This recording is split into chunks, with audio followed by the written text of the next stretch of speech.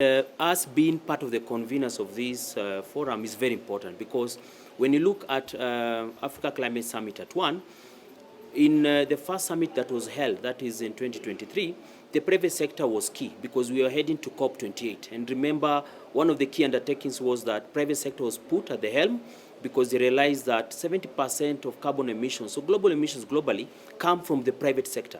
And us as the Kenya Private Sector Alliance, having a membership of over 2 million private businesses and over 45 million businesses through the International Chamber of Commerce Kenyan chapter, it means we contribute a lot when it comes to carbon emissions. So being part of this discussion, it helps us to play a key role to the question of us to renewable energy, manufacturing, and even creation of jobs.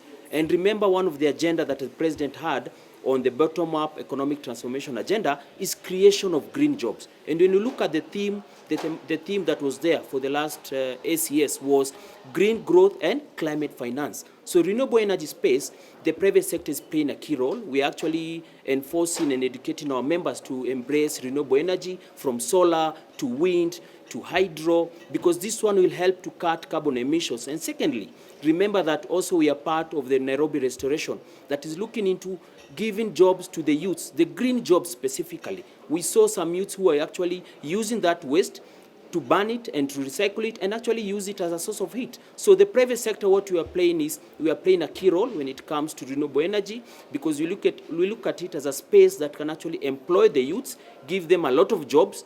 And being part of this convening, we are looking at it as taking stock and maybe taking what are the progress and the steps that we have made and what key steps we need to change in our ways moving forward to ensure that the private sector play a key role. So this convening as a private sector, we embrace it wholly, and we thank Jacob Zulada for actually helping to put all these stakeholders together. And the stakeholders that we have here, they are part of the diamond approach, where we have the government at the center, we have the NGOs, and we have NGO CSOs, and we have the private sector. So we want to thank Jacob Zulada for using the diamonds approach, where we have all these three key stakeholders on the table discussing, putting our issues to the forefront, and moving to COP29. We believe these recommendations will form a basis of discussion moving forward. Thank you.